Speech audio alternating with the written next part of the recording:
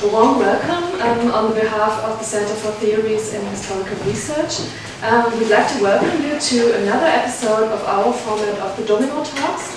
And for those of you who are here the first time, Domino Talks is an ongoing format that we practice since 2020. In the Domino Talks conversations, two scholars come together over one topic. At the center of the exchange is a recent publication that focuses on theoretical questions to be discussed from 2 points of view. An author presents a theory to which an expert gives a commentary. This little game of theory is carried over to the following semester.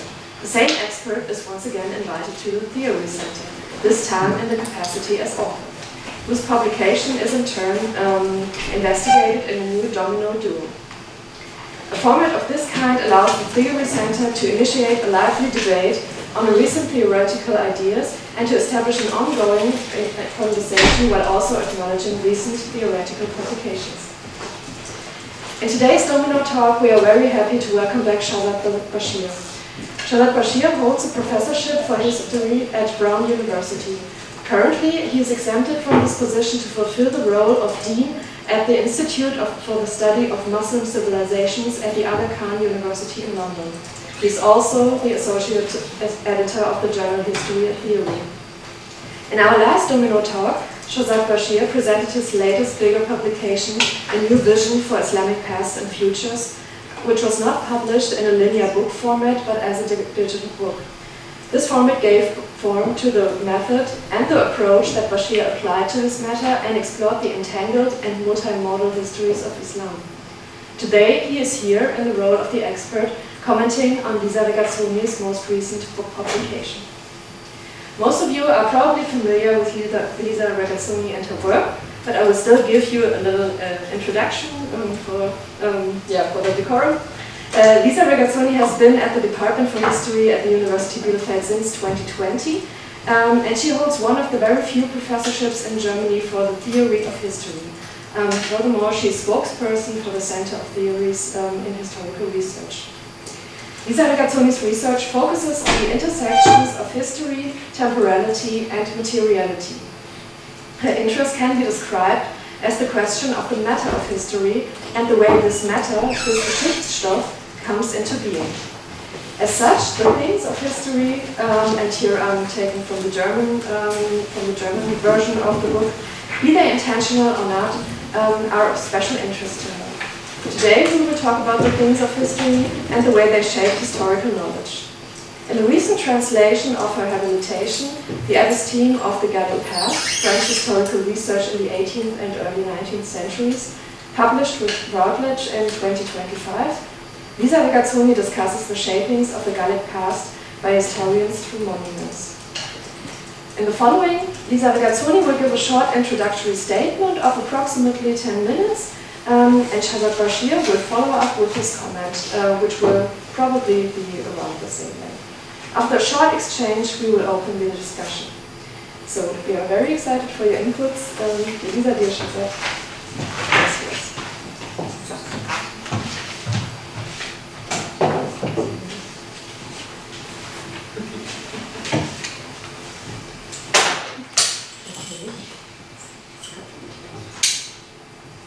Sorry, every time a challenge. So thank you so much, dear Maya, for this gracious introduction, and thank you so much, Shahzad, for being here and discussing with me and with us the book, which is the English translation made by John Dillon, a classical philologist and Roman historian and lecturer in Latin at Yale University, who did a wonderful work, I think. Anyway, this work is the result of more than 10 years of research and, in disciplinary methodological terms, reflects a certain intellectual hybridity. The idea dates back to the year 2000, when it was in the throes of exploring a possible relationship between Hegel's dialectic of history and the museum as an institution. I came across a fascinating object produced by the French Revolution, the Musée des Monuments Français, which opened in 1795 and was closed in 1814. In chronological order, it displayed sculptures that had been confiscated from the clergy, the monarchy, and other private or institutional bodies, in line with the new order of things. Moving from the room to the next marked the evolution of art and history from the 13th to the 18th century. The dramatic use of light emphasized the philosophical idea of progress. Over the centuries, the exhibition rooms gradually became brighter. Although I set this idea aside in favor of another research topic during work on my PhD in philosophy, I returned to it several years later. A close reading of the sources related to this museum of French monuments revealed something I saw as contradictory. The museum presented monuments, that is, objects of memory, bearers of a despotic and feudal past condemned by the revolution, as objects of history. In other words, monuments were shown as testimony of a development of French national history. The commemorative monuments of the Ancien Régime metamorphosed into irreproachable witnesses, to use a phrase from that period, and neutral evidence of history. But how was it possible for monuments, the representation of an idealized past produced in a given present and intended for future generations, to be reshuffled into historical evidence? How could the term monument simultaneously refer to highly partisan representations of the past and be a neutral historical source? Precisely this ambiguity and the attempt to understand its meaning prompt me to investigate the monument as an epistemic object in the sense of a carrier of information about the past. My research focused on the vast 18th century iconographic collections of classical and national antiquities, particularly those of Bernard de Montfaucon and the Comte Caylus. It also followed the discourse on monuments in the debate against historical Pyrrhonism, that is, the skeptical attitude towards the truth of history handed down by biblical, classical, or simply historiographical tradition. Bearing these observations in mind, I made what I consider the first systematic attempt to outline a monument episteme of the kind that existed towards the end of the 17th and well into the 18th century. An epistemology of the monument as a historically situated species of historical evidence. The term monument was de facto used to describe the presence of any trace of the past perceived as authentic or original. Apart from literary inheritance, for example, this could be anything from hymns and songs of praise, the Breton language, or Babylonian celestial observations, to fossil animal remains. A monument was not erected for memorial purposes alone. On the contrary, as remain, it was seen as an unwitting carrier of information about the past. It was a polysemic object, a crucial one, that promised to provide truly authentic evidence of the past. The past to which these monuments testified observed all areas of human activity and suffering, as well as natural history. In addition to this semantic approach to the monument, the book embraces an epistemological and praxeological approach. The first chapter analyzes the epistemic procedures that scholars carried out to raise things to monument status and render them meaningful testimonies to the past. The procedures refers to condition and the way in which objects were validated as authentic sources by means of visual or haptic observation or through description, recording, and reproduction. Exploring historical knowledge in relation to what it considered the Gallic past is key for several reasons.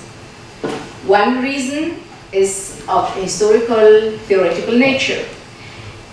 In a period marked by historical skepticism that questioned the entire historiographical tradition, the study of poorly documented past or those lacking of sources offers a highly privileged observational laboratory for understanding the emergency or the emergence of history as a discipline in the historical sciences.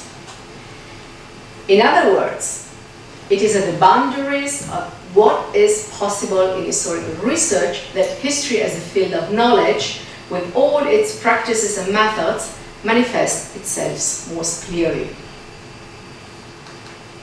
I chose to focus on the condition under which certain material or material things came to be labeled as Gallic monuments, and on these descriptive, comparative, and hermeneutic methods of interpretation.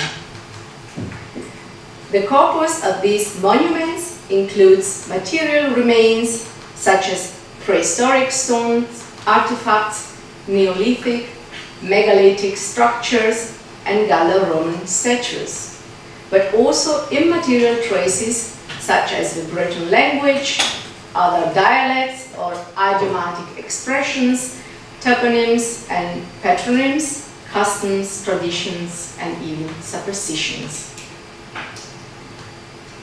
The conviction that remnants of pagan culture and the Druid cult persist beyond the cities rephrased the landscape into repositories of the past. As a result, the spatial distance between these storage places and Paris or some other city was perceived as temporal. The more distant the explored place from urban culture, the more retrograde its cultural stage. This is actually a variant of a topos of the simultaneity of a non-simultaneous, Gleichzeitigkeit des Ungleichzeitigen, which historical theory has failed to take into account. While French scholars were exploring the contemporary past, a new unwitting remains came to the fore, the peasant. In scholarly research, the rural population served as an unwitting bearer of historical information. So, for example, the Breton phrase "Auguille la neuf," meaning give something to the mistletoe, the new year is here, or a pastry shaped like a moon from Burgundy, were interpreted as remnants of the Celtic past. Traces that emerged from the cries, gestures, and labor of the French paysan. The book's main chapter, entitled Provincializing Paris, takes a close look at the vital role of local erudition in exploring and imagining the Gallic past. It shows the extent to which the Gallic past can be understood as a construct of the provinces. The approach picked at the turn of the 19th century with the emergence of the Académie Celtique, an antiquarian society that saw the inhabitants of rural France as living monuments, as repositories of oral traditions to be discovered with the help of a questionnaire.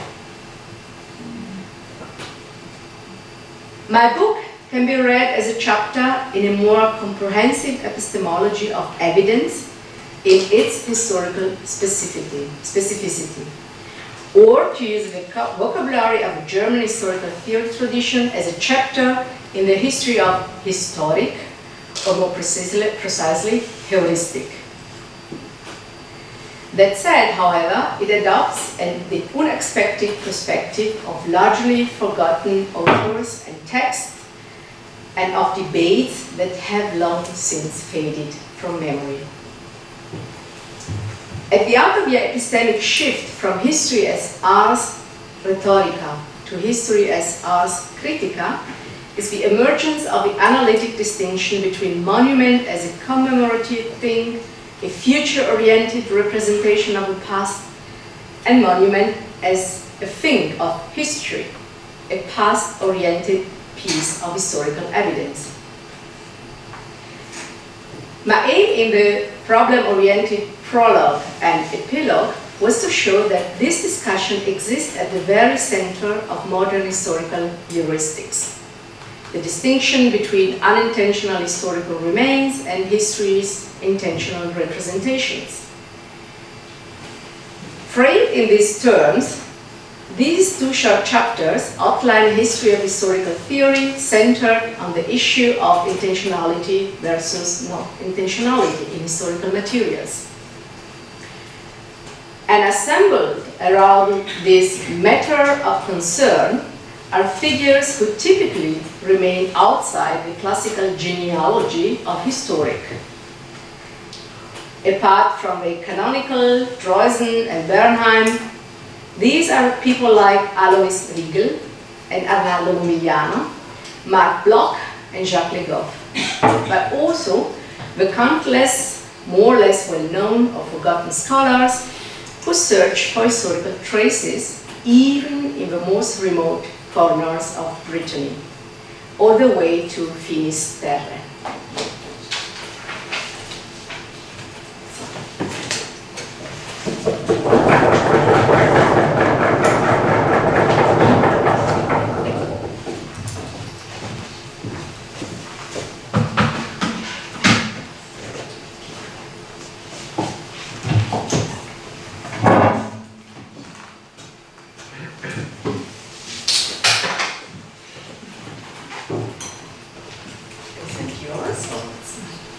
It's yours.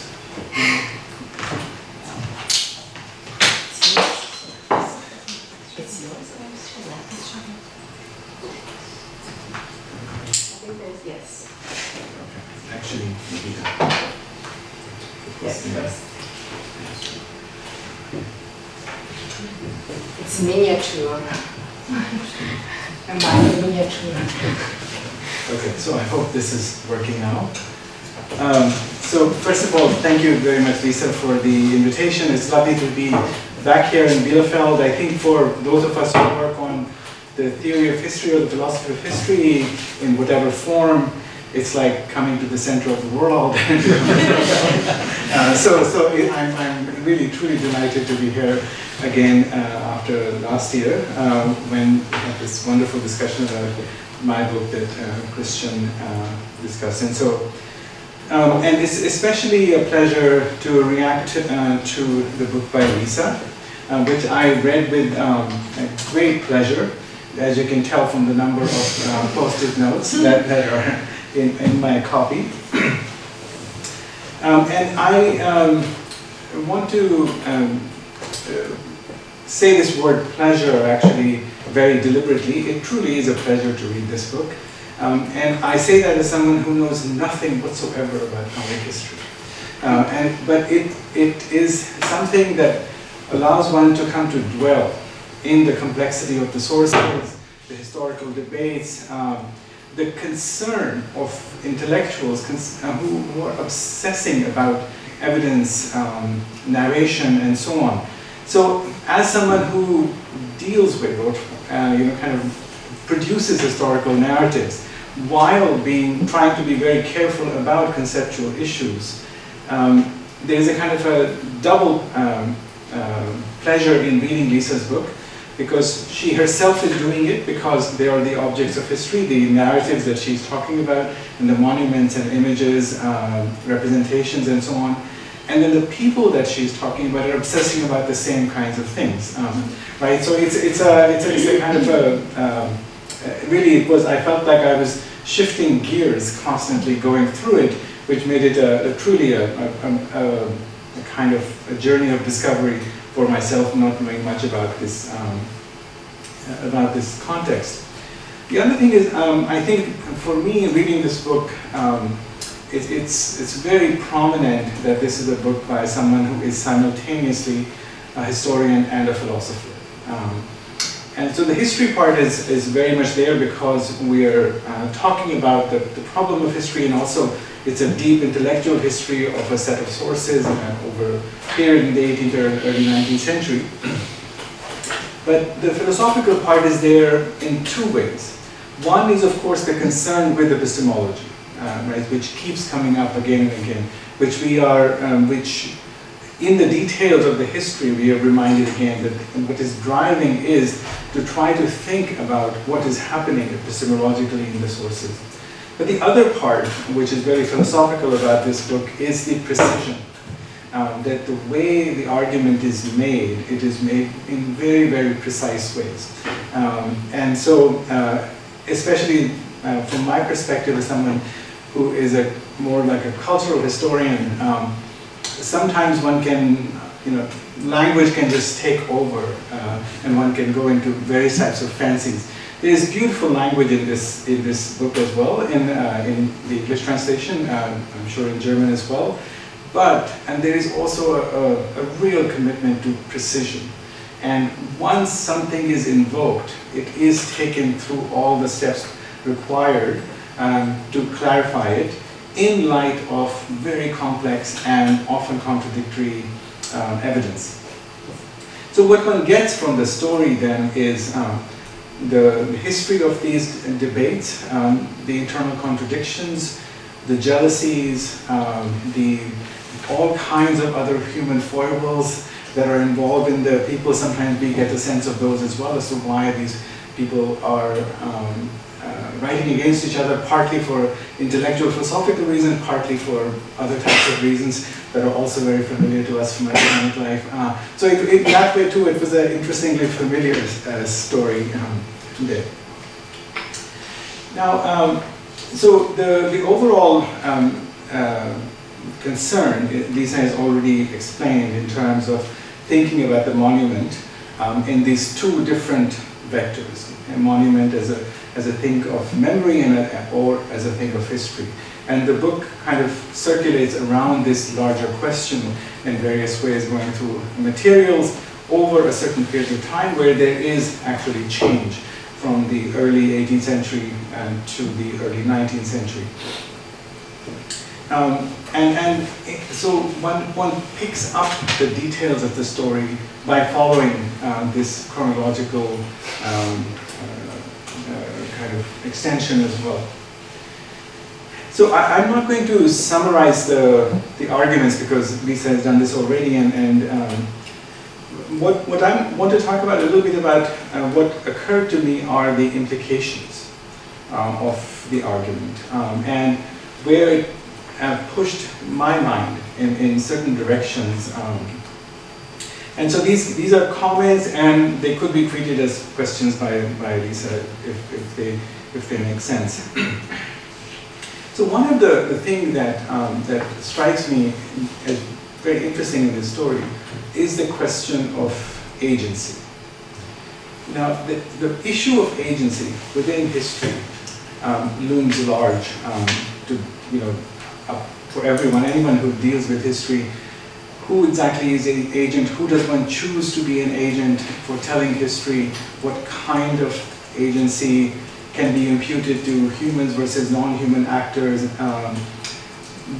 How is agency self-asserted or not, etc. So the issue of agency, especially in the wake of the kinds of historical debates and theoretical debates we've had since the 1980s, looms large.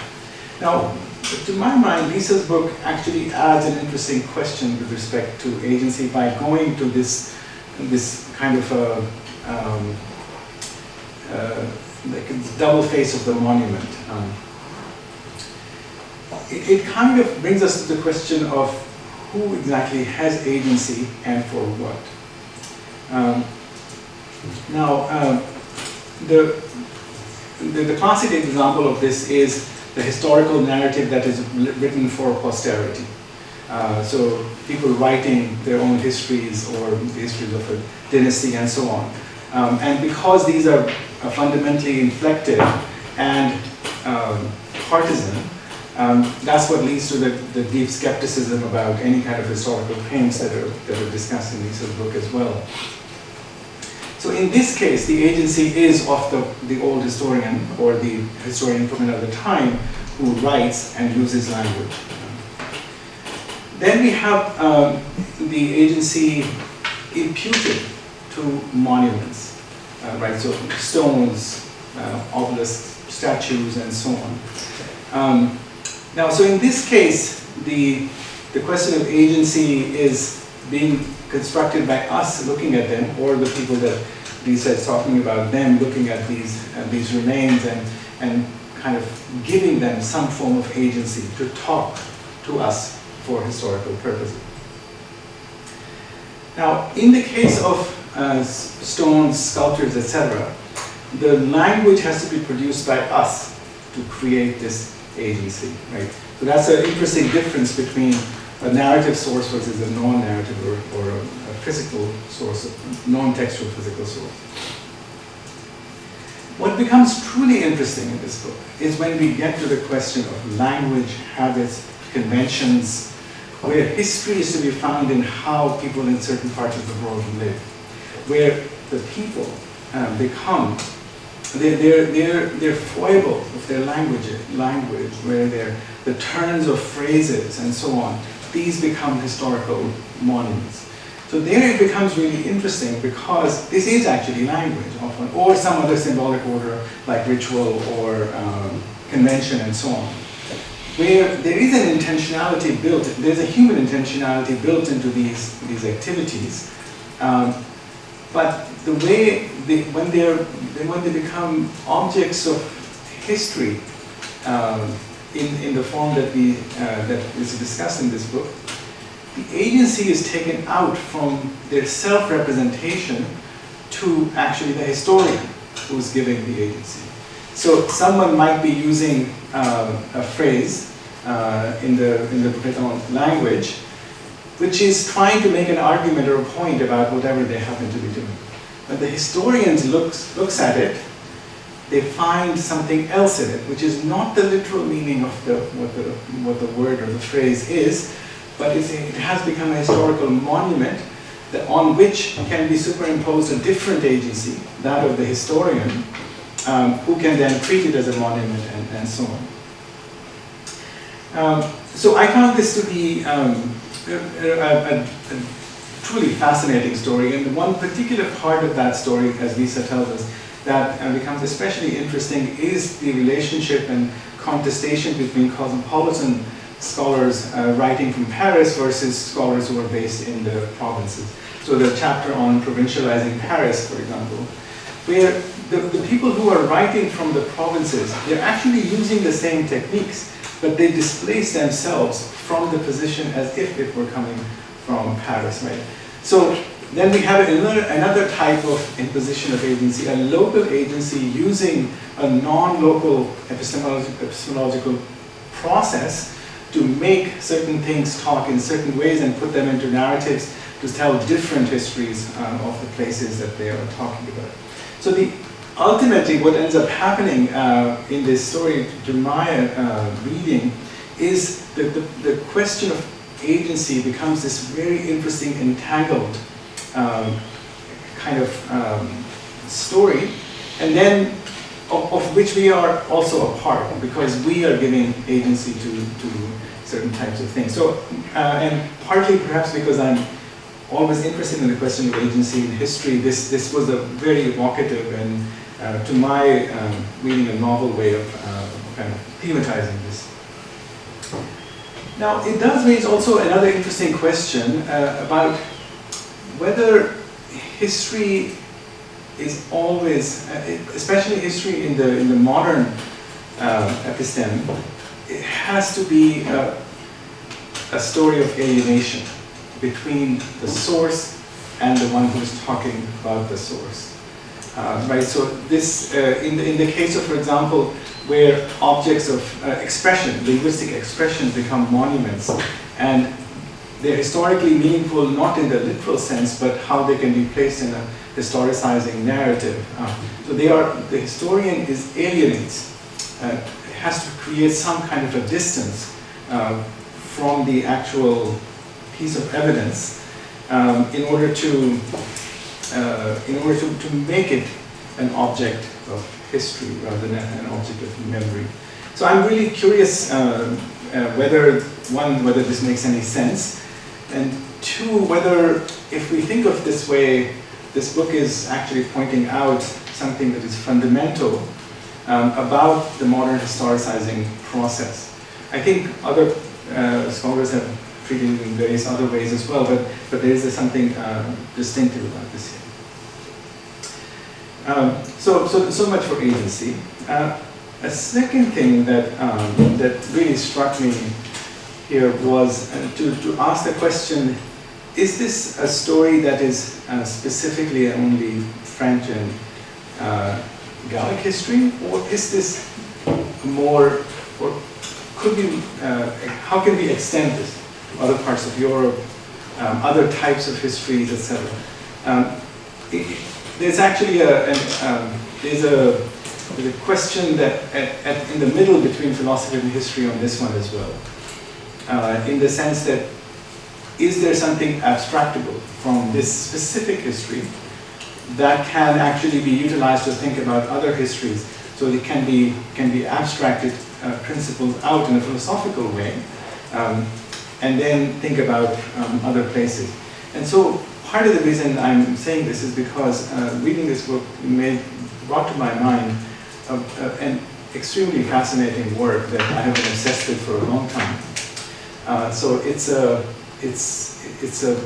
work written in Persian in India, and there's two versions of it. One version, the author is very, very famous, a major intellectual figure from the 19th century. So the first version was written in the 1840s, when India was not formally a British colony. And this author, what he does is he goes around the city of Delhi and describes its monuments and ruins.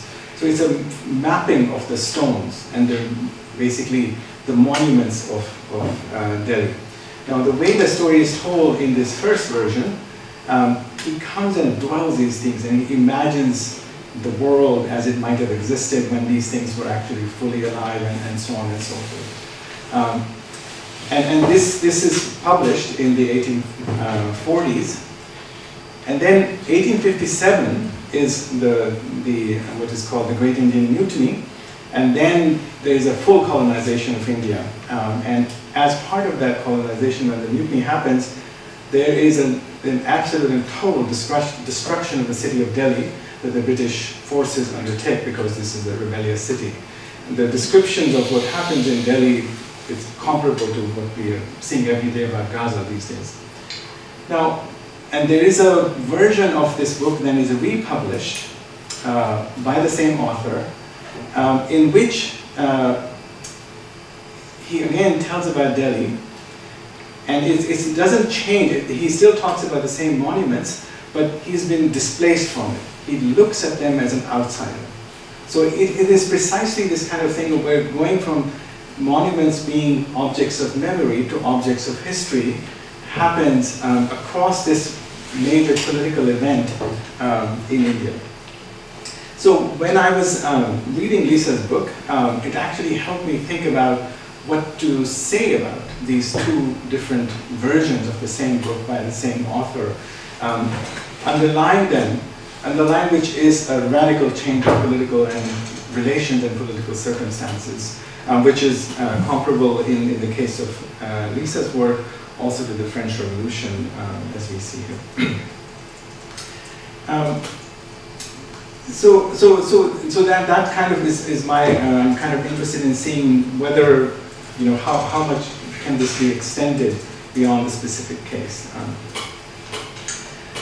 Okay, and the third thing that I was really interested in is to see how can we relate what is being discussed to where we are with history today.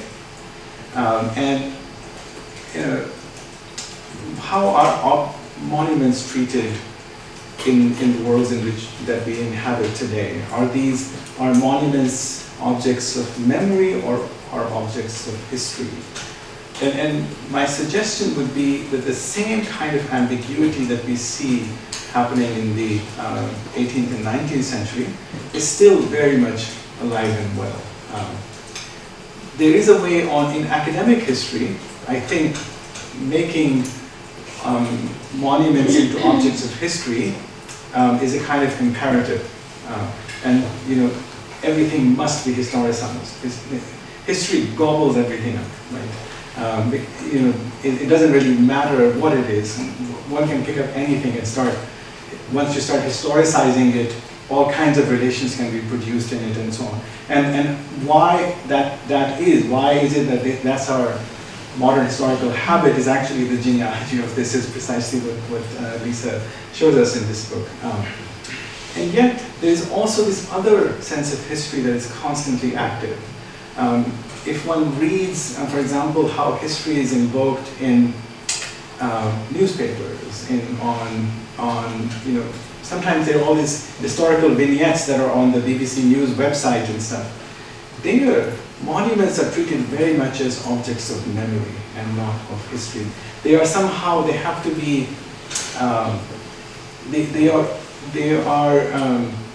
there's something alive about them, and over-historicizing actually denatures them in some way. I find this often, as a historian talking to non-historians, non-academics, when I start going into the deep historicization, their eyes just glaze over. It's like, well, no, it's just a cool thing, and let's stick with it. So in a way, that's an impressionistic way of putting it. But I'm really curious to hear of how we can think about what is discussed in this book and what is presented so beautifully as a more general engagement with the question and problem of history on a public level and not simply also in an academic level. Okay, I will stop with that and hopefully we can have a larger conversation.